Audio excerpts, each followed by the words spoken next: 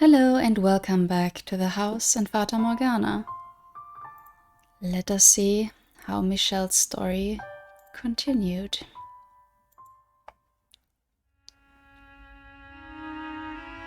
The next day, I awoke with a terrible fever. I hovered in a sweltering wave of heat, unable to tell dream and reality apart, listening to a seemingly endless stream of cracking noises. The sounds were coming from inside my body. I thought I was falling apart. Mother was horribly worried. I had never been the most healthy child, but I had never fallen this ill either. I couldn't get out of bed. My voice was raspy, like an old woman's. I was genuinely afraid I would wither away and die. Mother called in doctor after doctor to see me, but they all said it was the flu. That bodily pain was common with a fever. While there was a doctor in the house, Mother was able to remain relatively calm. But once they were gone, the anxiety came back.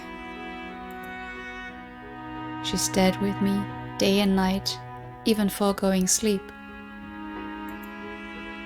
Her hands gripped mine. They held me fast. She had her head bowed, as if in prayer. "Don't worry, it'll be all right, Michelle. God is watching over you. He will protect you. You are His child. You are His angel sent to earth. He will not forsake you. The doctors say it's just the flu." Though her words seemed to be directed at me, there was a vacantness in her voice, as if they were really for herself. For so long, she had wanted a daughter. I couldn't understand her fixation. But seeing her there through my cloudy eyes, I wanted to apologize for ever thinking spending time with her was agonizing. "How are you feeling? Your mother's here for you. Don't worry." But the only sound that came from my mouth was a faint gasp. I drifted in and out of sleep, Mother's hand wrapped around my own. And I had numerous dreams. In my dreams, I was a man. In my dreams, I was Didier and I was Georges. In my dreams, I fell in love with Aimée. And in my dreams, I loved her. "You're disgusting." But with one word, the dreams twisted into nightmares. My body was torn into fleshy chunks, and I sunk into the darkness.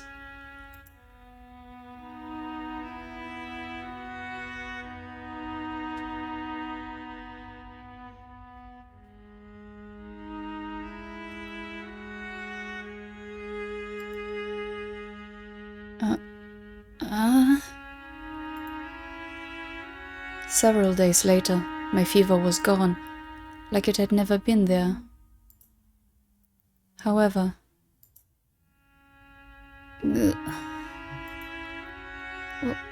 what the... My voice did not recover. And when I attempted to climb from my bed, the murderous pain in my joints came rushing back. Instead of my feet, I landed on my face.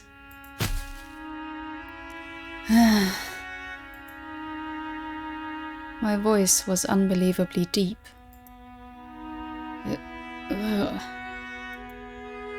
And the pain only got worse.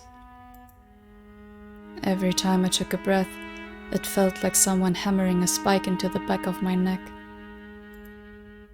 It felt like my body was falling apart, like my dreams were becoming reality. Michelle! Michelle! When Mother scrambled into my chambers, I remembered the time she had spent at my bedside, and a wave of relief came over me. I reached my hand out in a show of vulnerability, but she didn't take it. She couldn't take it. Mother. What's wrong with your voice, Michelle?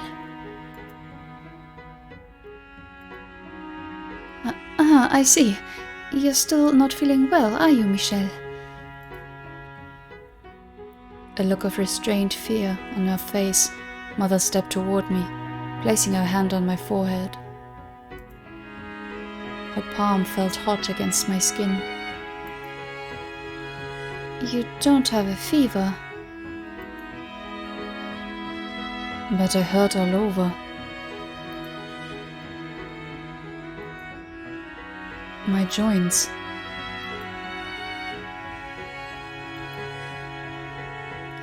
You're still sick, Michelle. But don't worry, you'll be fine in no time. Now back to bed with you. You're a girl. You're a girl, so you shouldn't be sitting on the floor. It's bad for your back.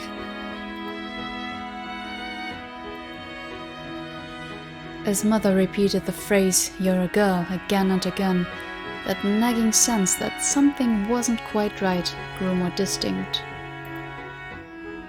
Was I really sick? Was this actually my voice now? And if it was, what was I turning into? My voice was certainly not a girl's voice. Yeah, some girls have deep voices, but everything points to Michelle being, I suppose, intersex. And would nobody know of growing pains? Set aside all the, sex, gender, whatever issues. Growing pains are a thing. Where, maybe some of you have experiences. I personally didn't, or I don't remember. But I've heard of cases where people really had such intense growth spurts that, their joints were aching, they couldn't get out of bed. And that's a thing. Maybe it's not as widespread that doctors back then would have known it, but strange.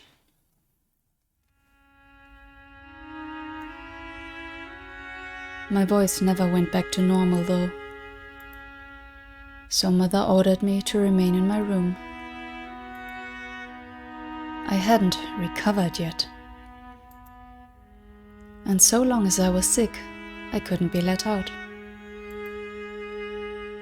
Again, something felt wrong about her calling it a sickness, but I had no evidence to the contrary.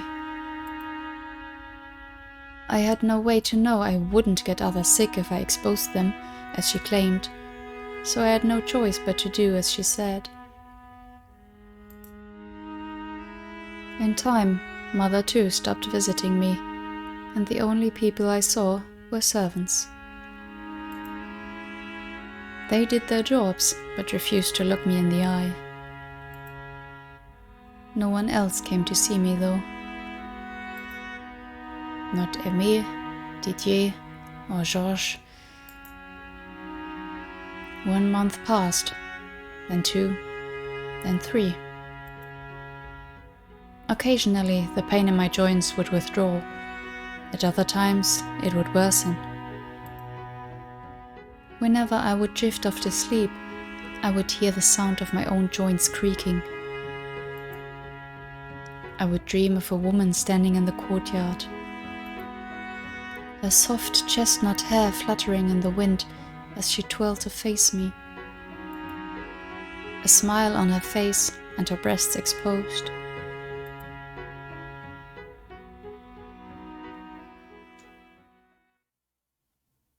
One day, after around 6 months of servants refusing to make eye contact, I stopped one and made a request.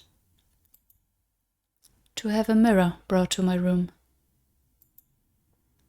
While he didn't acknowledge me, the next day I had my mirror. By that point, I was fairly certain I knew what was happening to my body. I had no clothes to wear, because none of the multicolored dresses hanging in my wardrobe fit me anymore. Pulling the heavy red cloth covering the mirror aside, my completely naked body came into view.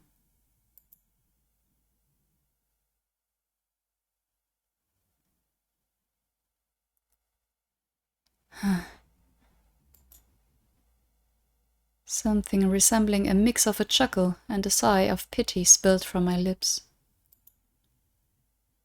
This is me. 6 months. After only 6 months' time, I could hardly recognize myself. Extending my hand for the mirror, I traced the outline of my bony reflection. My shoulders lacked mother's curves, and my skin a maize sheen. I was pale and haggard. But structurally, I looked like my brothers. Obviously, being younger than them and not as active, my muscles lacked any kind of strength, but I wouldn't have batted an eye if I saw myself holding a sword. I was a full head taller than I had been 6 months earlier, and I felt an odd certainty that I wasn't done growing either. Staring at myself in the mirror, I traced my name across the surface. Michelle. Don't need the last two. Michelle.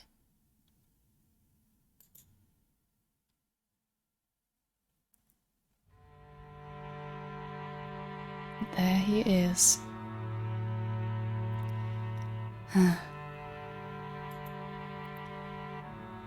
For the first time in my life, I liked my name. I still didn't think an angel's name suited me one bit, but it was staggering how different it felt now, even if it sounded exactly the same. Those last 2 letters changed the meaning entirely, turning it from a girl's name to a boy's name. Now this makes sense. Everything was falling into place. My admiration for Didier, the envy I had for my brothers' bodies, the feelings I had for Aimé, the indecent dreams I'd been having. I was always male.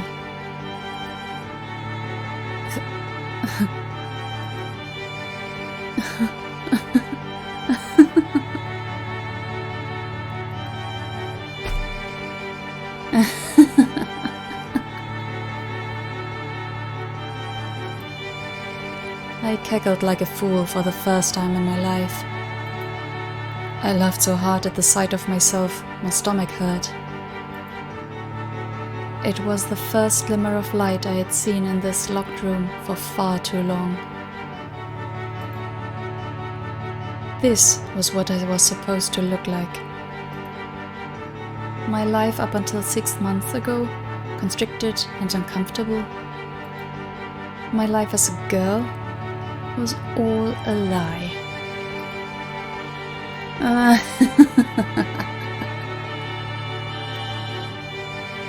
No one could possibly look at me and call me an angel.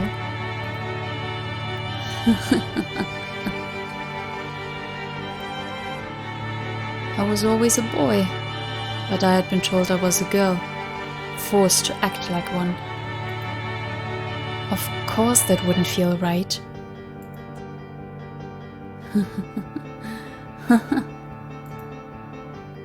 They needed to know. I couldn't be the only one who understood. Everyone in this house needed to.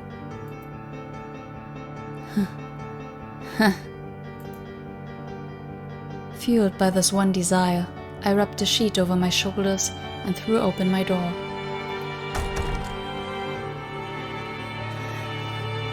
It seemed ridiculous how long I had followed Mother's instructions and remained cooped up in my room. And now, I felt fantastic. If there truly was a God in heaven, then this change within me was his answer to my prayers. A manservant carrying a tray of food did a double take as I passed him. The farther I proceeded through the corridors, the more eyes I felt on me. The midday sun shone obnoxiously bright through the windows. But now, with its piercing radiation illuminating my proper self, I felt an odd affection for the light. I could hear the family gathered in the great hall, everyone but me. Didier's voice complained about the simple meals the church provided, but his pride came through in his laughter. Georges' voice playfully bragged about life at the royal court. Father's voice informed everyone his investments had borne fruit, and with the money, he had purchased several new estates. Mother's voice was distinctly less bright than the rest of the family's. She gave vague, empty indications she was listening, though mostly stayed out of the conversation. Emmy's voice sang her praises for Georges, her beloved husband. Never mind the fact she was sleeping with Didier. It was all a facade. A mere shadow of a family. It's a shame Michel couldn't be here. Then we would have everyone. I was there. I was right there. I hadn't gone anywhere. You had just locked me in my room. I hope she recovers soon. I was never sick at all. The child you called Michel was actually your son. That was all there was to it.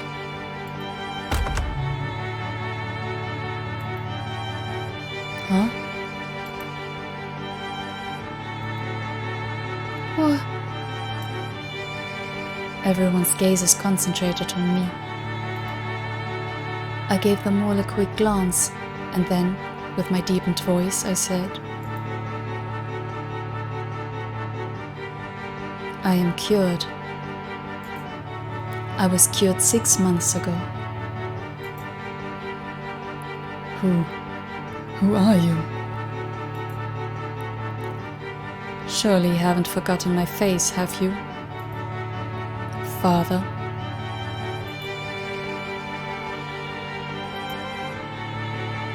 Michel? Michel?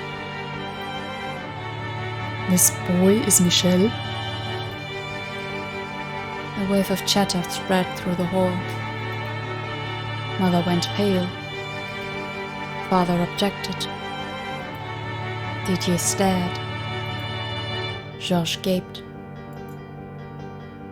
Aimee watched cautiously, fear in her eyes. What a farce. They were the ones who had wrongly decided I was a girl.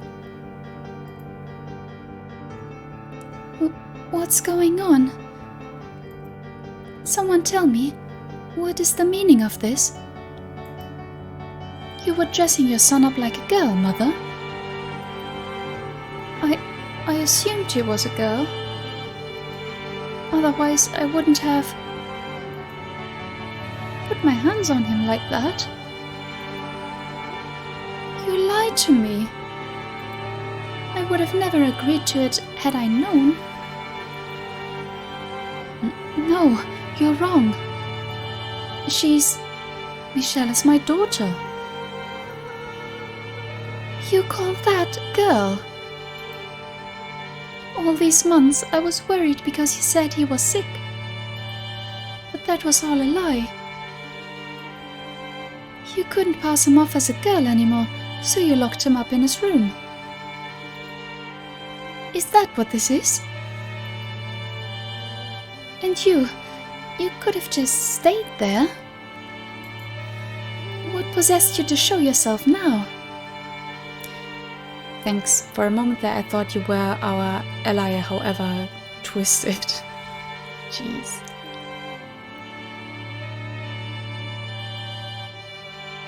Stop that. Don't look at me. Don't give me that look. You said you can tell what's going through my mind, didn't you? What? Then you should know exactly how I feel about you right now. Don't be so damned full of yourself. I have no interest in a whore like you. So why don't you go cry into Didier's arms? Ouch. You...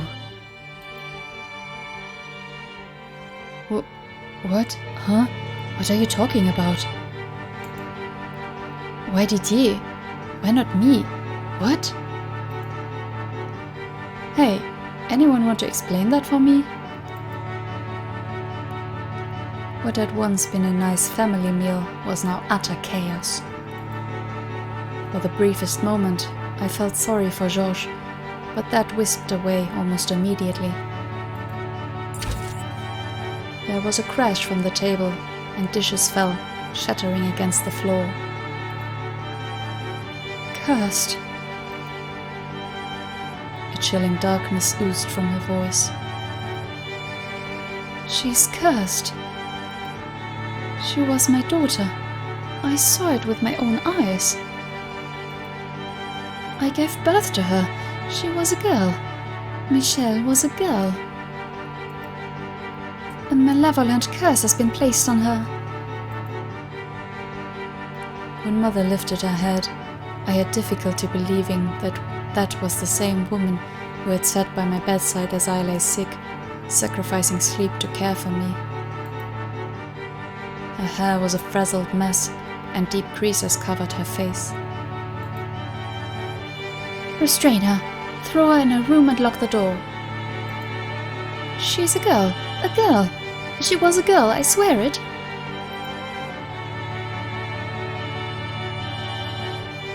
Open your eyes. Do I sound like a girl? Do I look anything like a girl? Mother's cry sent me to a frenzy. I ripped the sheet off my shoulders, throwing it to the floor. I am not a girl. And shouted. Eek!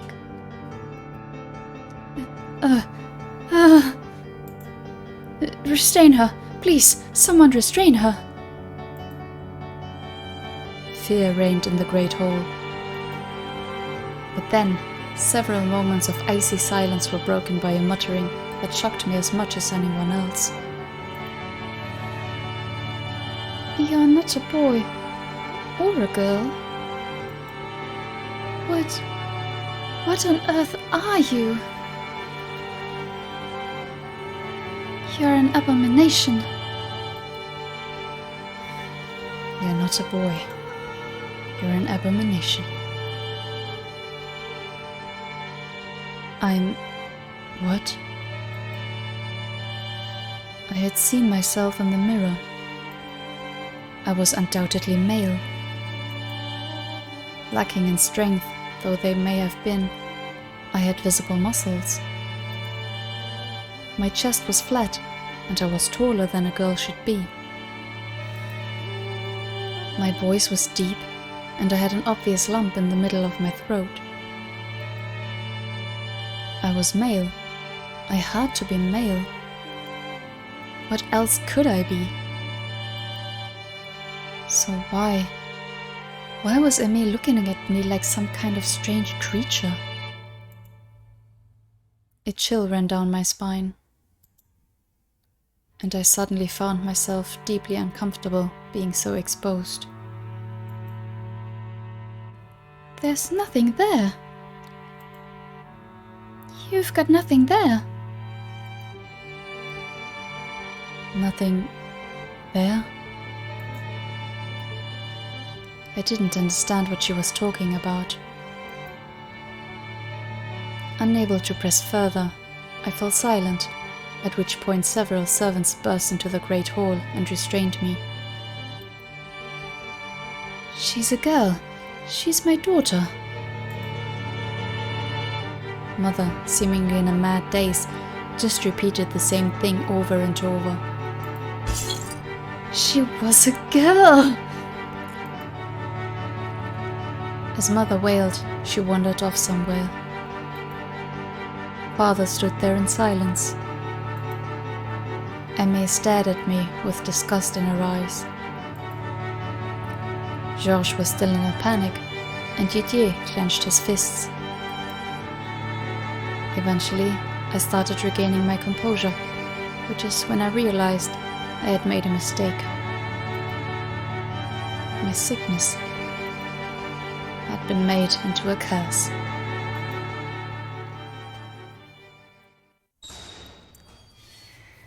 Even though it was basically just puberty. But then puberty can be seen as a curse. Especially if it's cases like these. I was, once more, caged up in my room. In addition to the door being locked from the outside, the windows were boarded over so no one could see in, leaving me in perpetual darkness. Well, that's not very healthy either. I received no visitors except the servants, and again none of them would look me in the eye. Every day was the same, day in and day out, day in and day out. The only time the routine changed was when, on occasion, a servant would arrive bearing a letter. It was my mother's handwriting on the parchment. We lived in the same house, yet she refused to show herself before me. I had no choice but to respond to her letters. She demanded I speak like a girl, and I didn't have the strength to defy her. There was a constant sense of urgency to her letters, like she might fall apart completely at any second. And so, I did as she said. I signed each letter Michelle, the female name she bestowed upon me at birth, which I so despised. Every time I used that name, I felt like I was denying my own identity. On paper, she expressed a concern for me, but that concern only served to cause me more pain. So every time I took up my quill, my hands trembled. Mother, pray daily that my curse might one day be broken.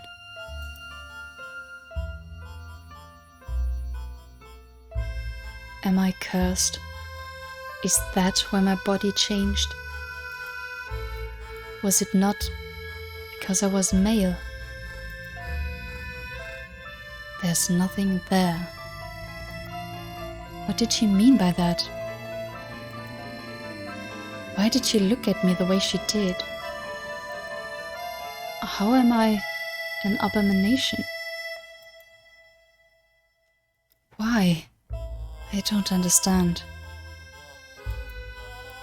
Someone, anyone, please tell me. Someone, please. Yeah, come on, some biology lessons here. Jeez. I have brought you supper.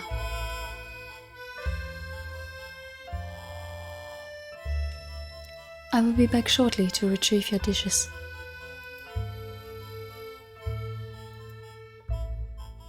I'll be going then. Wait. What? Wait a minute. Yes? What do you need, Michelle?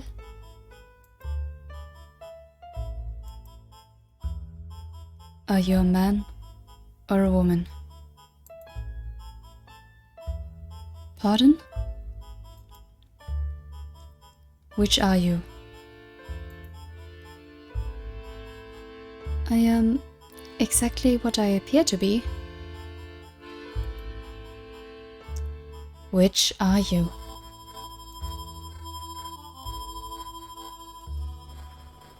I am a man.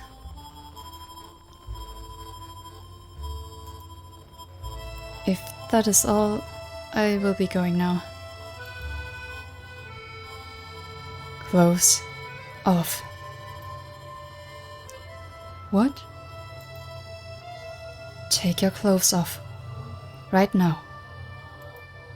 Everything. Even your underclothes. Well, surely you jest, Michelle. I am very serious. I could not possibly. Why not? I could not expose myself. I ordered you to take off your clothes. You mean to humiliate me? I beg you, please reconsider. What are you? You're a servant of the Boulanger estate. And what am I? I am a child of the Boulanger family. I may be locked up, imprisoned in this room, but that doesn't make you any less my servant. Am I wrong?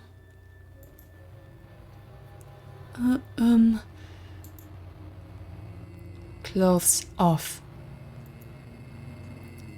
Michelle! I ordered you take your clothes off.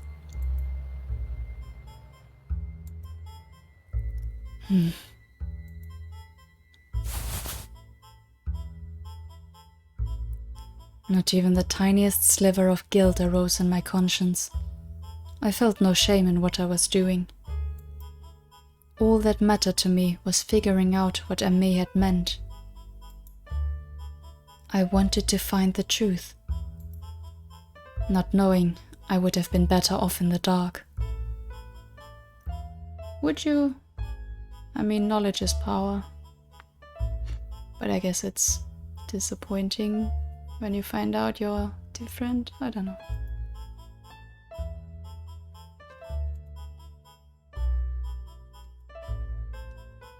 His face twisted in humiliation, the servant undressed before me. In the dim candlelight, the man's body was shaped almost like a rectangle. And at a glance, he didn't appear much different than me. A second later, though, I found my answer. I found the one crucial thing he had that I didn't. Why? My lower body lacked the part that made a man a man. Are you satisfied, Michelle? It was then that I finally learned what a man's body was supposed to look like.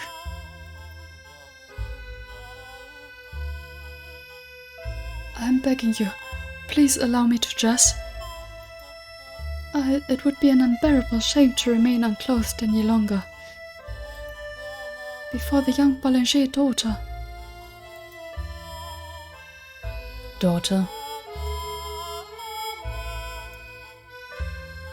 You still insist on calling me a damned girl? Look at these shoulders, my chest, listen to my voice. How can you possibly think any of that belongs to a girl?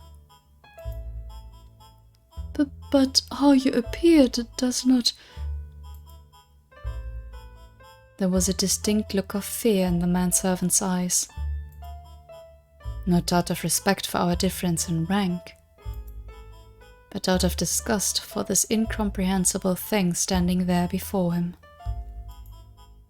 Those trembling eyes, and the reality dangling there before me. Blew the lid once more of everything I had been holding back. Without that, you would be no different than me. What? Everything else is all the same. So why does it make such a difference? That you have one and I don't. Michelle? I am a man. I'm a man just like you. I am no one's daughter. And if you still insist we're not the same, then I'll make you like me. Huh? Without that, you're no different than me. It was a mix of dread and panic that pushed me over the edge. And so, in order to keep myself afloat, I decided to bring another pain. Please, don't do this, Michelle. In a blind frenzy, hardly even aware of what I was doing, just riding the current of my erupting emotions, I swiped a knife off the tray the man had brought, knocked him down, and climbed onto him. I'll get rid of it. I'll make you the same. Without it, you'll be just like me. Get off me, please. Someone help. I'll make you just like me. Get in here, someone, anyone. Michelle. She's delirious.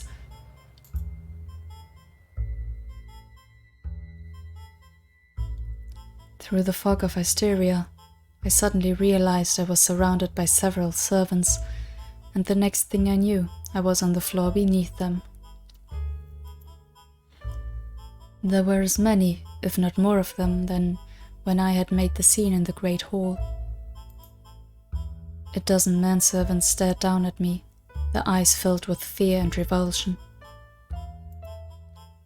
And in the shadows beyond the crowd, I saw Mother looking on me with vacant eyes.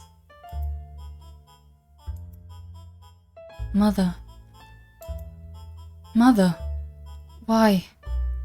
Why will you only speak to me through letters? Why do you say I'm cursed? Mother, I'm male. I was always male. Tell me that I am, Mother. Let me out of here, please. I'm not delirious. My head is perfectly clear. I'm normal. There's nothing wrong with me.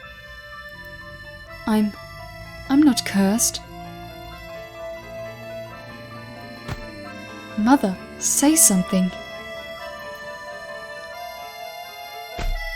Mother!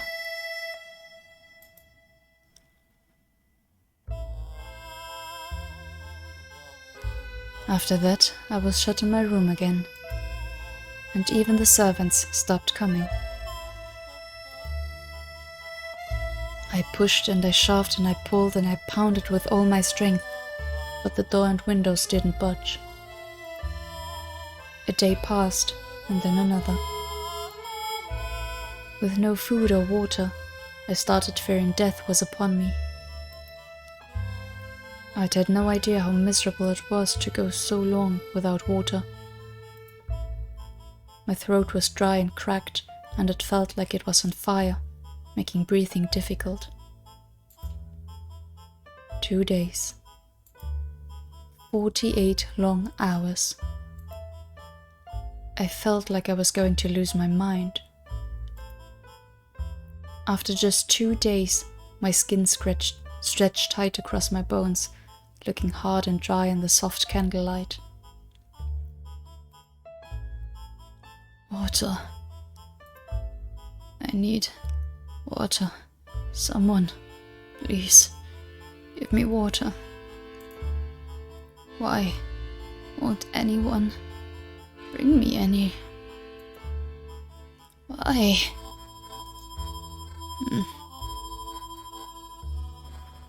My family had abandoned me and were leaving me to die in this room. When I realized that, I broke into uncontrollable shaking. The helplessness threatened to suffocate me. Fear of death turned to panic, which only scrambled my already confused mind further. I grabbed a chair, swinging it at the window, at the door. But all my attempts ended in crushing failure. Anyone! I clawed at the door, begging for help. Someone, open the door. Anyone. Water. I need water. One drop, that's all I need. I'm going to die in here. Someone. Anyone. Mother. Father. TG. Josh. Someone open the door, please. Help me. Someone. I need water. My throat hurts. It burns. I'm so weak. Someone. Water. DJ. Josh. Anyone.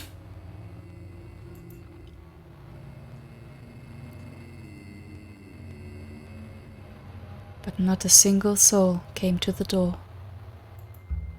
With no food or water, the third day came and went, and then the fourth.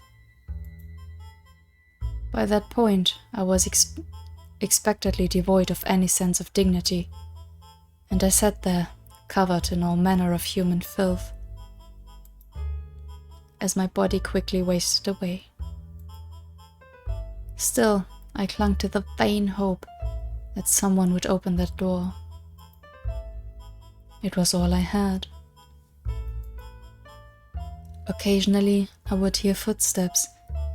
Whenever I did, I mustered up what meager strength I had left to bang on the door. Whoever's there, please, open the door.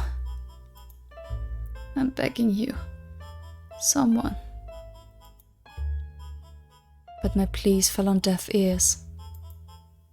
Though they didn't respond to me, I could hear the Abigails muttering to one another in the corridor.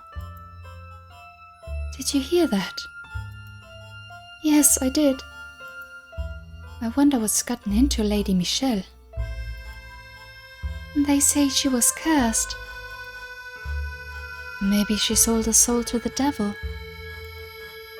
How dreadful. We should stay away from that door. If we don't want to be cursed too. I am not cursed. I did not sell my soul to the devil. I'm kind of scared. I might have to find work somewhere else. Gotta make sure we stay away from that door. Why do you think I'm cursed? I never did anything wrong. Lady Michelle has lost her mind. She's deranged. I'm scared even thinking about her. I am not deranged. My mind is perfectly fine. She's right crazy. She's right mad. No, I'm not. I'm perfectly normal.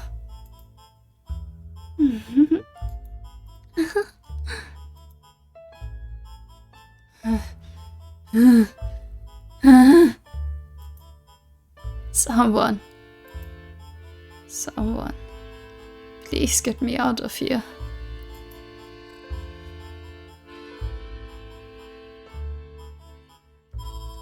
The 5th and then the 6th day passed, and by that point I was hovering on death's brink.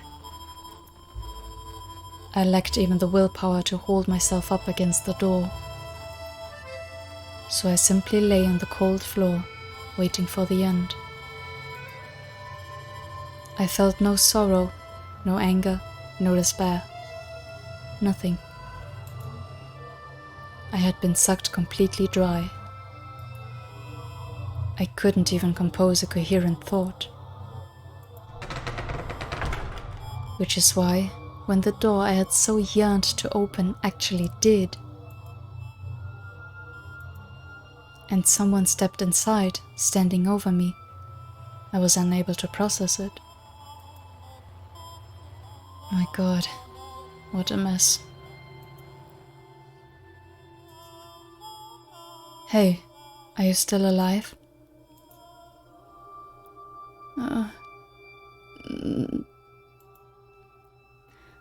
Well, look at that. I was afraid you would be dead.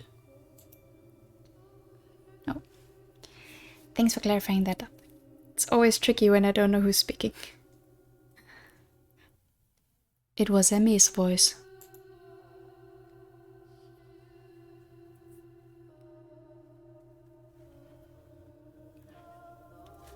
I'm sorry, really. I didn't mean you much harm. But after what you said in front of the whole family, I was a little upset.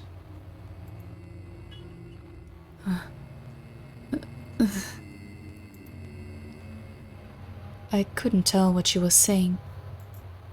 All I could hear were garbled sounds, and all I could do was moan at her. The servants are all afraid of you now, after your little episode. So I volunteered to bring you your food in their place. Everyone was so grateful. I don't think anyone likes you anymore. Eventually, my muddy mind managed to make sense of the things she was holding in her hands. A tray of food. I could smell it from here.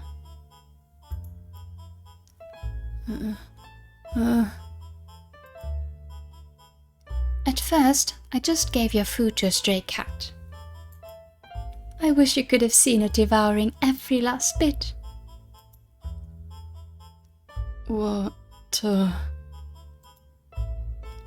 I didn't know, though, was that people can die in just a few days without water. I never intended to kill you. I just didn't know. So I'm really sorry about that. Water. But you're alive. For someone so physically weak, you sure are tenacious. I was actually thinking the same thing. Like, yeah, you can survive a couple of days without food or water, but he was already not so well. Isn't that nice? You have one thing you can be proud of. Water. What was that? Water. You want water? Hold on, I've got some right here. She picked up a goblet with her delicate fingers. My hand swiped weakly at the air, trying to grab it. A grin spread across her lips. And then she let go.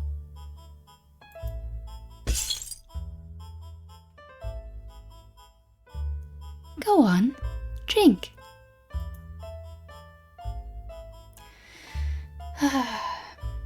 You know, at some point I wanted to give her the benefit of the doubt, like even if up front she was nice and then behind her back she was talking smack, you could have thought, okay, that's just like what most people thought back then, but yeah, she's a bitch. And also I was a bit surprised that her family would let him starve in his room, like completely, like for 1 or 2 days. I don't know, it's still utterly cruel, but you wouldn't think they would actually do that. But it was due to her that he didn't get anything. Oh boy. You'd better hurry, or the rug will absorb it all. You wanted water, didn't you? Then drink. In that moment, I could hear the sound of the last of my dignity crumbling away. Driven solely by my survival instinct, I bent down toward the rug, pressing my lips against the spreading puddle.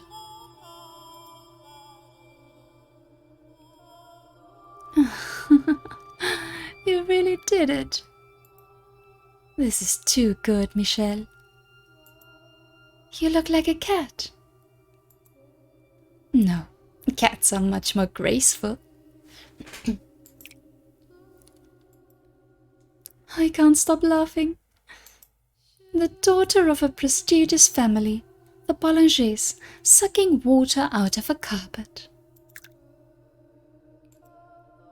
Ah, I wish I had a painter here to capture this image on canvas. So you know, I accept that I made a mistake, Michelle. I promise I'll bring you your food from now on. I'll take very good care of you.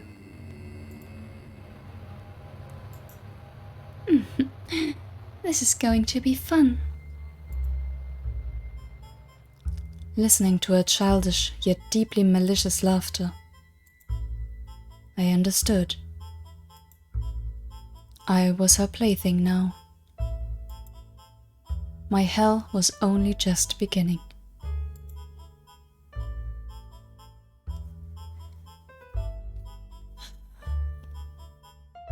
I kind of would have thought that the point of him being sent away to the mansion would come sooner. Like, that seems more of a blessing than what's going on right now, so.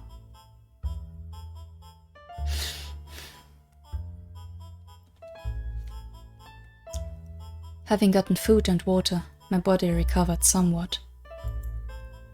But I was hardly in peak condition. That would take some time, given how badly malnourished I had been. Emmy continued to treat me like her pet, constantly stoking the flame of rage within me. But I was too weak to stay on my feet for long, and talking hurt my throat. I assume it was a calculated effort on her part to maintain power over me. That makes sense, because I was just thinking, if nobody even wanted to really come near Michelle's room, it would have been kind of easy to push her aside and get out of there, but not if he's kept weak. To keep me as miserable as possible. She always had a smirk on her face as she gazed down on me.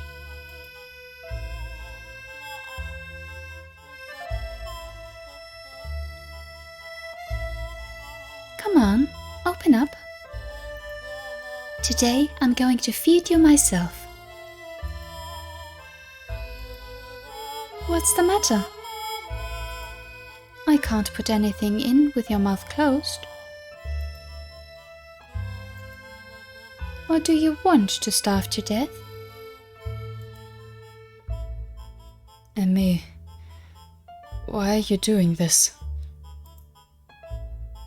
Why? Because it's fun. Why else? You married into this family, you sick wench. What gives you the idea you can treat me? Are you saying that because I'm married in, I'm of lesser stature than you? That's true, I am. But what's your point? You think you can intimidate me with formalities? Aimee. Ew, I would rather you not speak my name if you wouldn't mind. That doesn't excuse your treatment of me. Someone, Didier or Josh, will make you pay for this. You don't have a single friend here, Michelle. No one to take your side. And no one to say a thing about me playing with you. Assuming you were somehow able to tell someone, no one would believe you. That's a lie. Do you have any idea what people say about you? They say you've gone mad. That you've sold your soul to the devil. Do you honestly believe anyone would trust you? I am not mad. I don't know, you look plenty mad to me.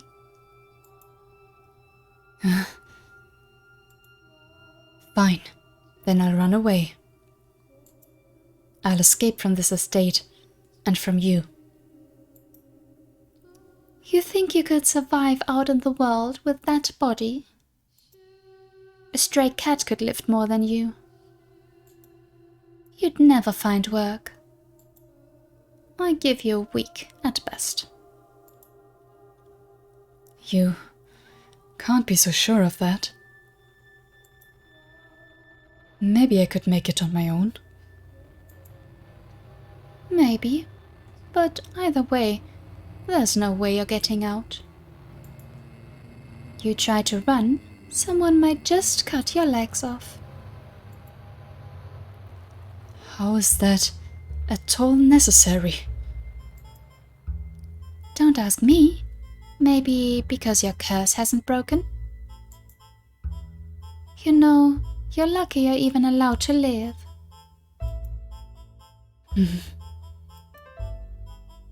And you should be grateful to me for volunteering to take care of you.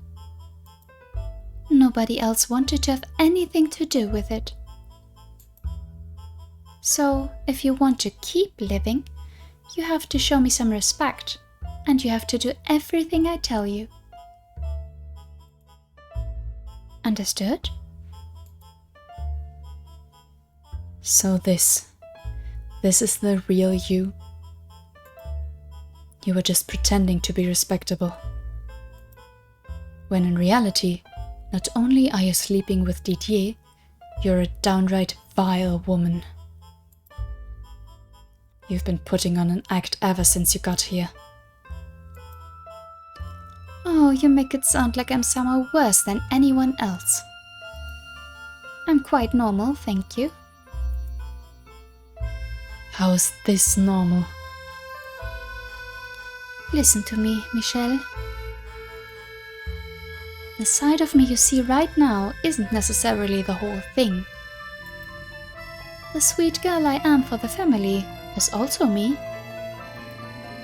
And when I held you in my arms, that too was me. I'm not putting on an act. Liar.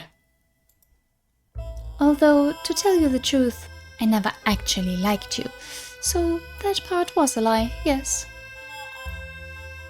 If Mother hadn't asked, I would have never even considered getting friendly with you. Emmy. You know, life as a noblewoman is so dull. It's so restrictive. No room for love at all. So, can you really blame me? There so happened to be the most wonderful night right there for the taking. Why shouldn't I have gone after him? I'm still young. Let me have some fun, you know? Not like women have much else in the way of recreation.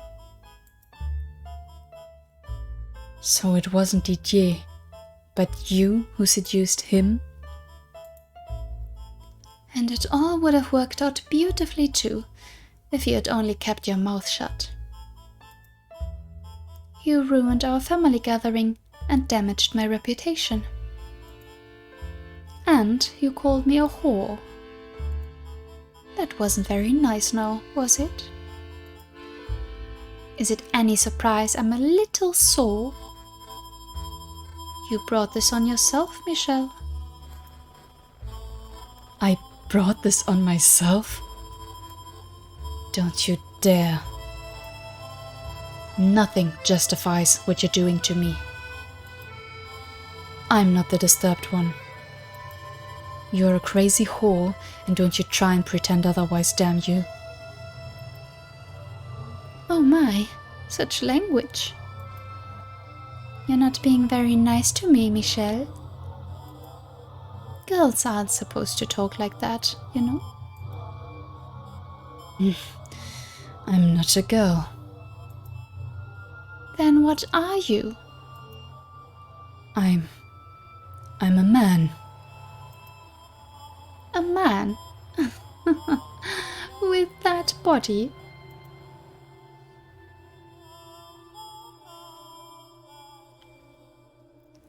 Frustrating. But at least, and I hope we're not getting there, Michelle isn't believing any of her bullshit. Aimee quietly rose. Grabbed me by the hair and shoved me to the floor. Let go of me. You call yourself a man? You can't even get out of a girl's grip. I'm not all that strong either. In fact, I'd say I'm rather weak. Just a small, powerless girl. If you were a man, you would have no problem breaking free, malnourished or otherwise. That's bullshit logic. Very bullshit logic. But you can't. Get up. She traced the lines of my emaciated ribs with her nails, traveling slowly, slowly, down my chest. But even ignoring that, you're missing the most important part. Stop. Get off me. I tried to shove her aside with all the strength I could squeeze out of my arms. But as Aimee had said, I couldn't even overpower a girl. All I could do was lie there beneath her and beg. "Get off me!" Groaning in anger and frustration. Her finger came to a stop just above my navel. She looked up at me with a sweet smile, and then pulled her hand away. And just as a wave of relief spread through me, she shoved me back, jumped up, and slammed her foot between my legs.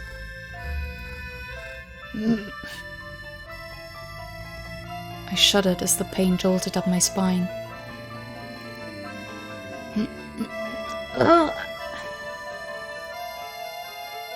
Aimee looked down on me as I screamed.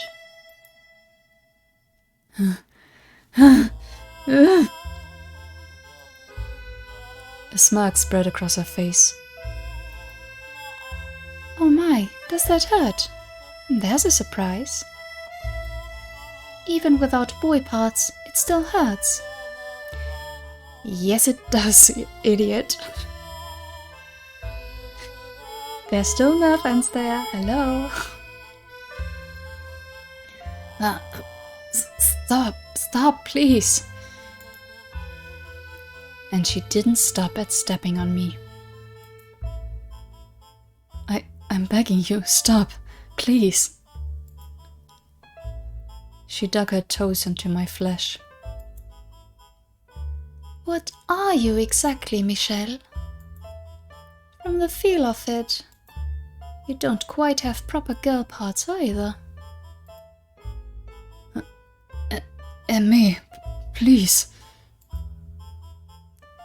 On top of the physical pain, unbearable humiliation and shame corroded away at my spirit. "What a strange creature you are." Stop!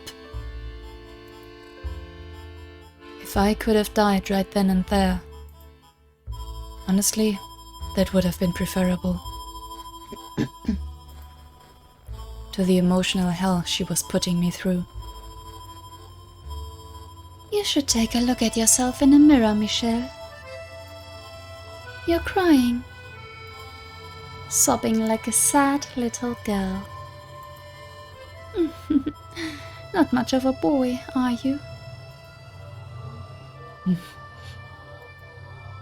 And you lusted after me with this body?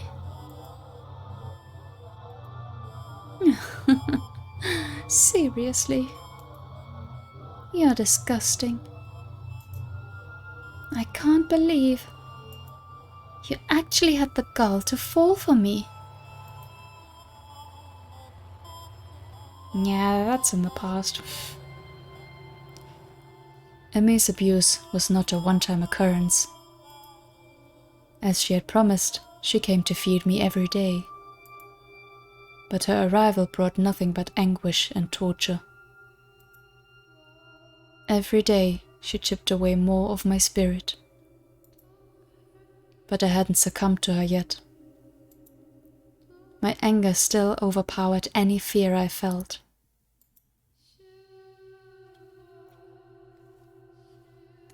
About a week after Aimee started caring for me.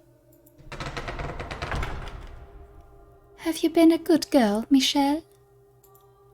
I brought you your supper. I'll set it right here for you."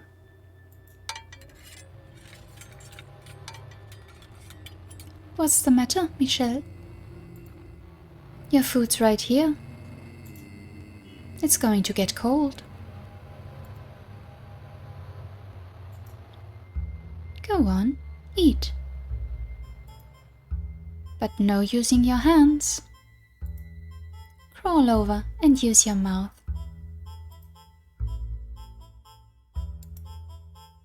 "Come on, eat. Or would you rather I fed you?" Ew. What was that? Do you have something to say?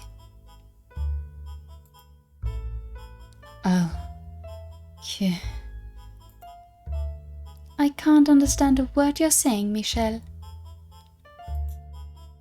If you would eat, you would have enough strength to talk.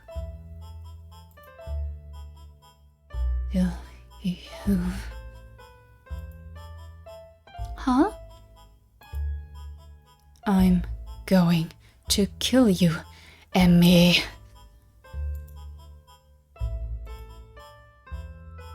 That was, I believe, the first time in my life I had felt a sincere, overpowering desire to end someone's life. I wanted to see her dead. With my hands and legs tied up, I lurched for her. And like the dog she so wanted me to be, I chomped down on her wrist.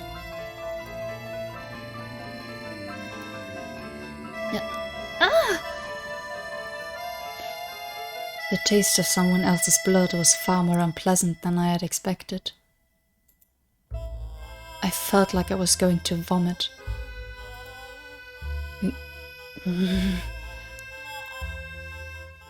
But I was determined to not let go of her wrist for any reason.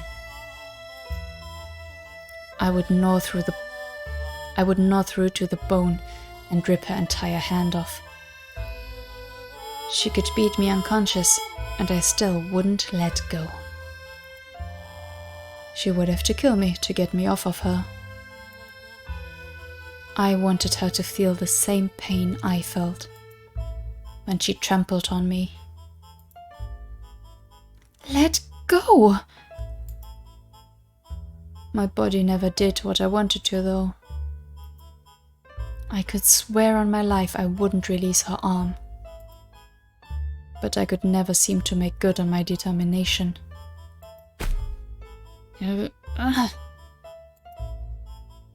May's foot flew up into my emaciated gut. The pointed tip of her shoe dug into my flesh like a knife. And I collapsed to the floor in a fit of convulsions. And just as I was about to cough up a mouthful of stomach acid, she rammed her foot into my abdomen a second time.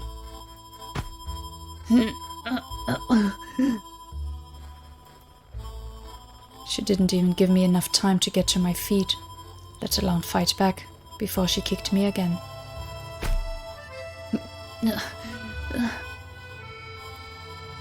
Again and again and again and again. Stop! My gut, my chest, my legs, and my face. What's wrong with you? Don't you get it? You're not the one in control here. You should be thanking me.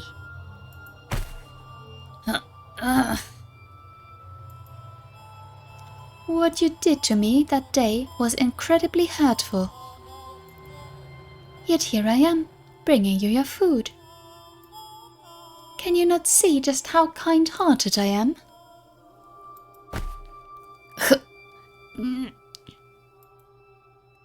So why would you go and bite me? What would possess you to do such a thing?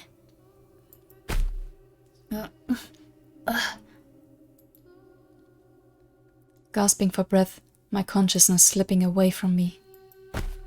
I caught a glimpse of May's eyes as she swung her leg back for another kick.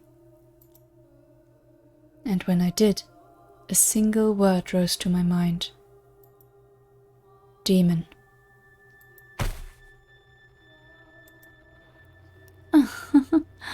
Isn't that something? You can't even stand up to a girl.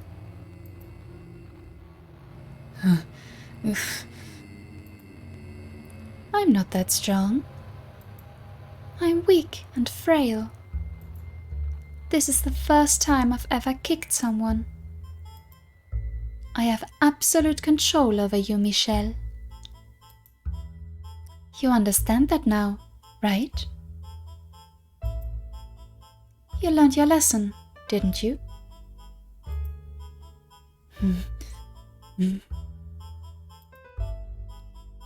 Not an ounce of strength remained within me.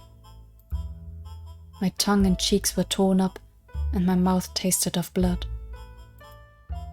Thinking herself weak and having no experience in the ways of physical violence, she knew no restraint.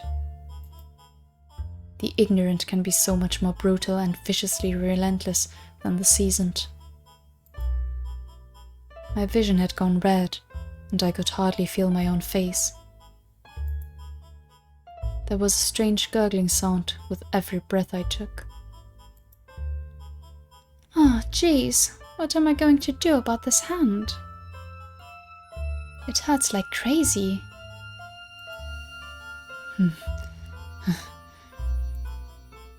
Oh, I know.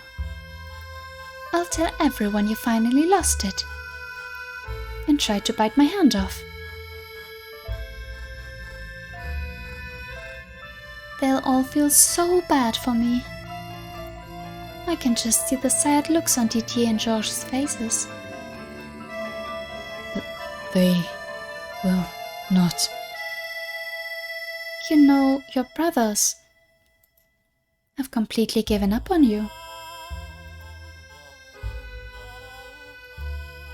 A deranged sister is nothing but trouble. That's really the saddest part, that he had family that seemed to care about him.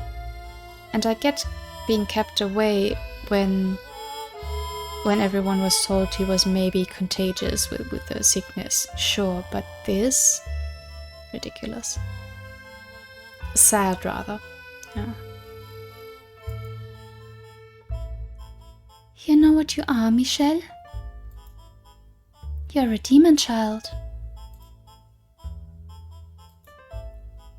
Why was I the demon and not her?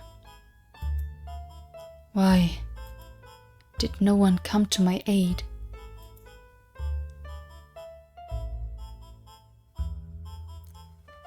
Several times I considered ending my life. But every time I did, memories of better days came back to me.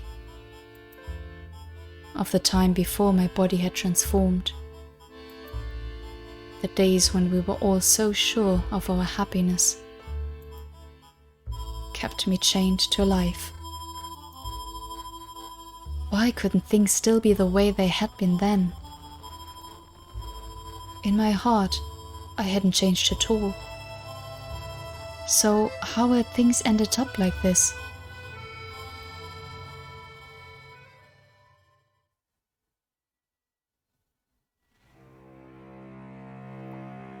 Michel! Oh, Michel! Are you in there? Did you need something, Georges? Oh, come on, don't be like that. Do I have to need something to talk to you? No, but you looked like you were in an unusually good mood, so I thought... Well, why wouldn't I be? It's a wonderfully gloomy day out.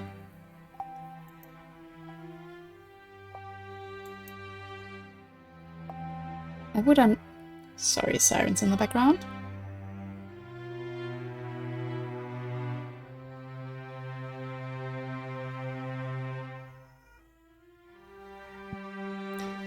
Sorry about that. It's always when they're like creeping down the street slowly. Anyway.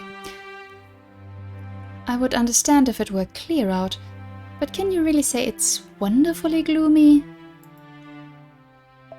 Well, you can't be outside for very long when it's not cloudy, so in our case, this is perfect weather. Ah. What do you say, we go for a little stroll while we can? Dee's around today too, so we can see if he's up for it. It'll be like old times. We've been running around like headless chickens lately, so we haven't had much of a chance for a sibling outing. We'll have Mom make us a lunch and then... Oh, we'll take a couple horses up to the forest's edge. I'm fine with that if you are. You bet your bum I am. I asked after all. Now come on, let's go.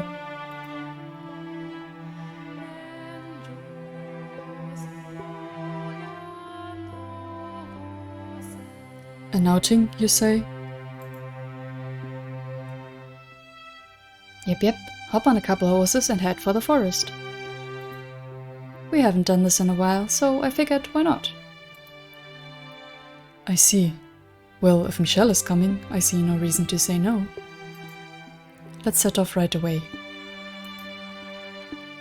Whoa, slow down there. Are you saying you wouldn't go if it was just me? It's Michelle or nothing? Of course. Why on earth would I want to go horse riding alone with you? I would rather drown myself. Look, gasp!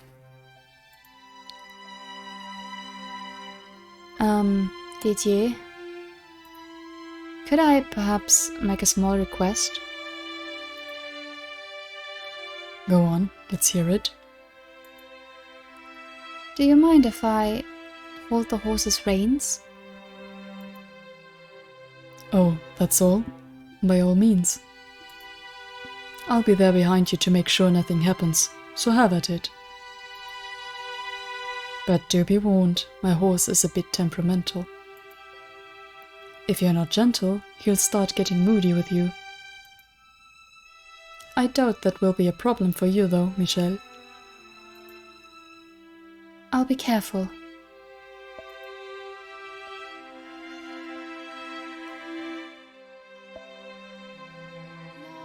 Hey, whoa, slow down, guys. Look at that, Michelle. Georges is still fumbling around all the way back there. Are we going a bit too fast? No, you're fine. That you were able to get past that so quickly is proof of your talent.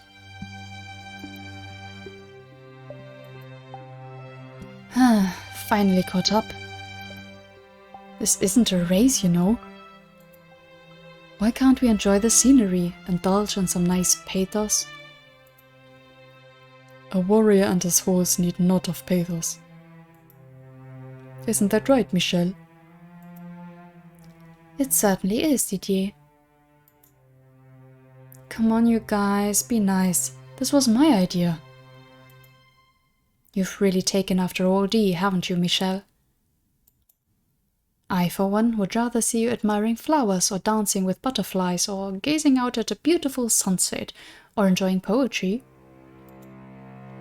More pathos, my dear sister, and less barbarism. Longswords, suits of armor, and tales of heroic knights are so much more appealing, though.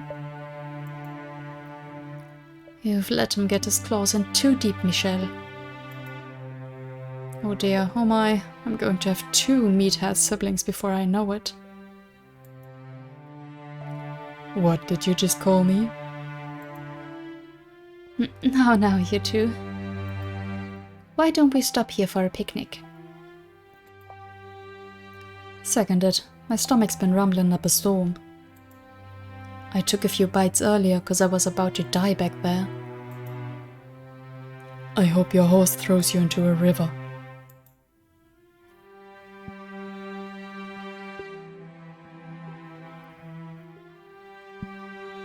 Hey, so the other day I brought a cat home. A cat? Yep, speckled from head to tail and ugly as a witch's arse. I was gonna keep it in my room, but Mom flipped when she saw it. Keep that filthy thing out of my house. Wish there was something we could do about how much of a clean freak she is. Georges, try not to stress Mother too much. You're unpredictable enough as it is. It would be nice, though. To have a cat, I mean. You think so? Then how about this? We'll keep it in the courtyard. I'll feed it on days when it's clear, and you can do it when it's cloudy, Michelle. I don't know what cats eat, though.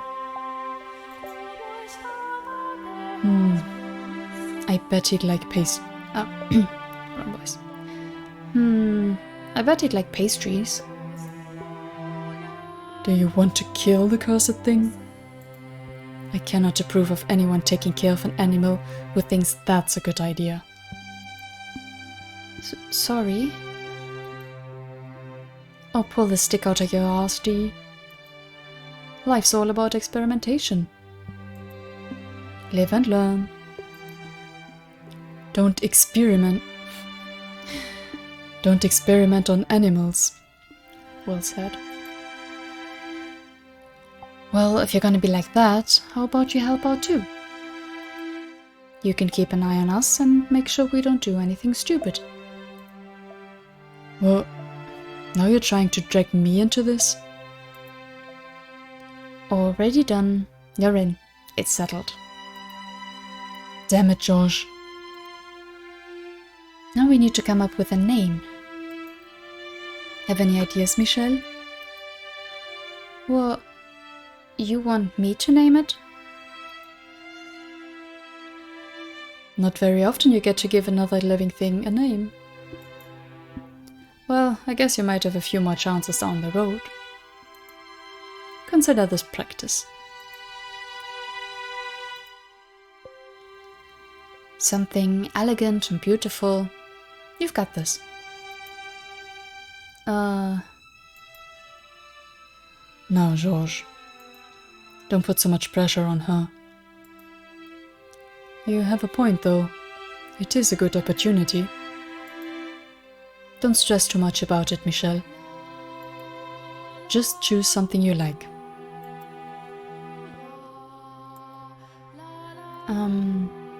You said the cat was speckled and ugly? Yep. One look and you'll be laughing so hard you can't breathe. Alright then. Ugly Speckles.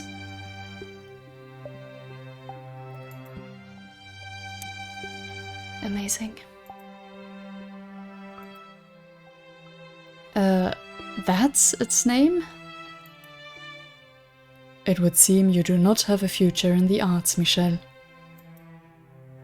But you said it was ugly and speckled, Josh. I did, yes. You could have tried a little harder than that, though. But you know why not. Ugly Speckles it is. It's actually kind of charming when you say it out loud. Ugly Speckles. It's not that funny. It is quite something indeed. The more I think about it, the more I... Not you too, did ye? We should bring Ugly Speckles on our next outing. Sitting together beneath the clouds, having lunch. That we should. When Michelle's gotten a little bigger, let's do this again. The three of us and our ugly speckled cat. You said it. We're all good friends here, after all. I've never been your friend, though. God, must you always be such a jerk?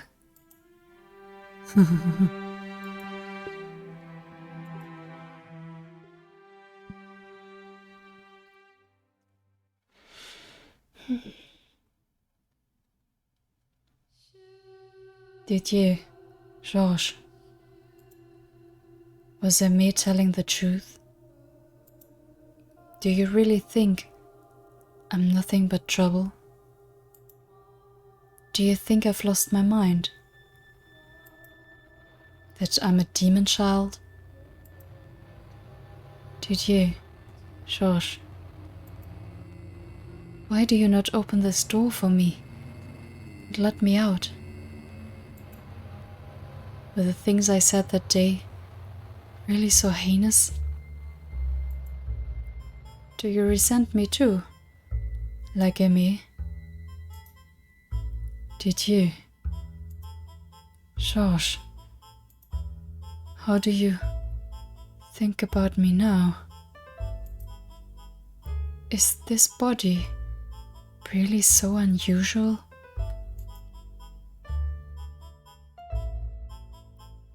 If I hadn't undergone the transformation I did, would things still have been the way they were before?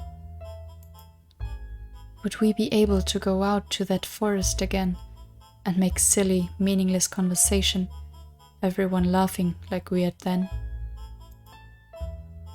If this body hadn't changed the way it did, would I not be trapped in this darkness? Even if that were the case, I didn't want to be a girl. If God descended from heaven and offered to change me back, I would have turned him down. Because inside, I wasn't a girl.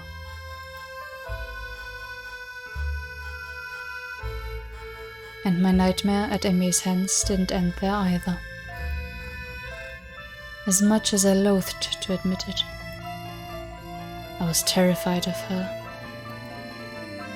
Every day I dreaded the sound of the door opening.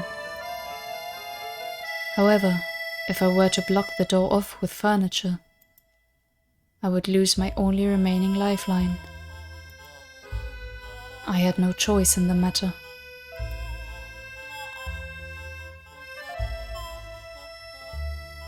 It's time for supper, Michelle. I brought your favorite, parsnips. Well, what the dogs didn't eat of them anyway. But you don't mind, do you? I'm going to cut your nails today, Michelle. I need you to stay very still. You wouldn't want my hands to slip. So, to make sure you do, I'm tying you up. This way you can't accidentally move. Here's your water, Michelle. It's murky. Oh, heavens me. I must have fetched it from the wash basin by mistake. It's supper time, Michelle. I brought you parsnips again. Don't worry, the dogs didn't have any of these. They didn't seem to be interested in eating them raw. What, you don't want any? And what am I going to do with these? You know, Michelle, you're such a disgrace. Cry for me, won't you? Beg for mercy? Look at you, all that pride. Gone out the window. It's hilarious, I tell you.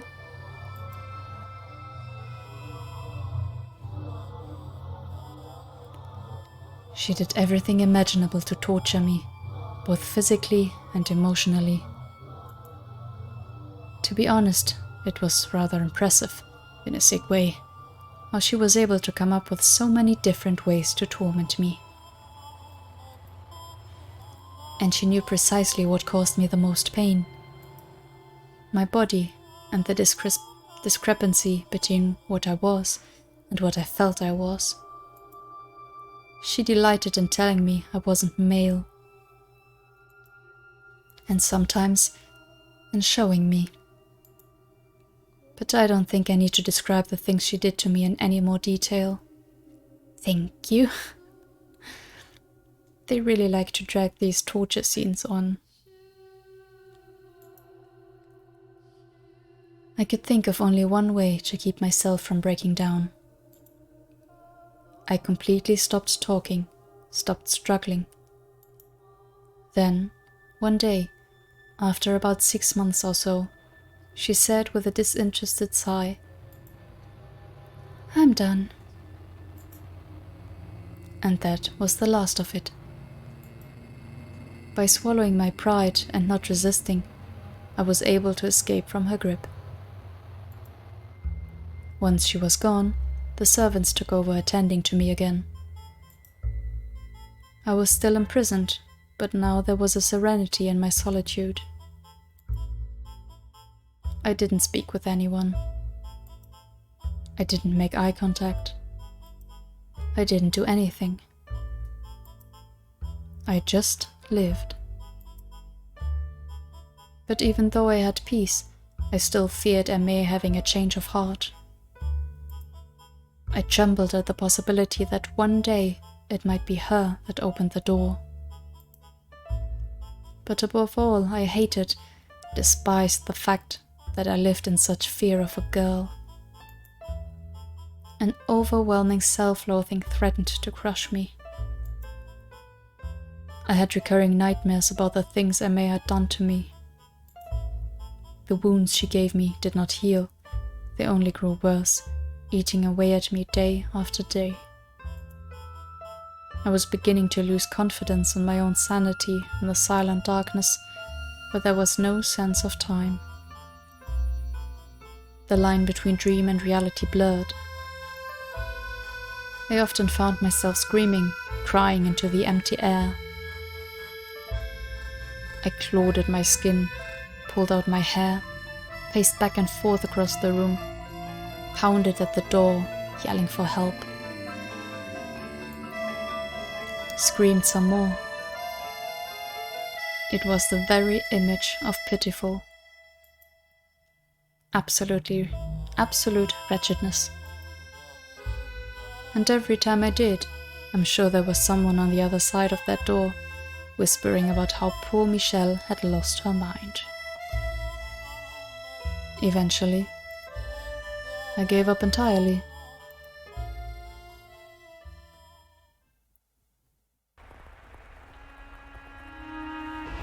Oh boy.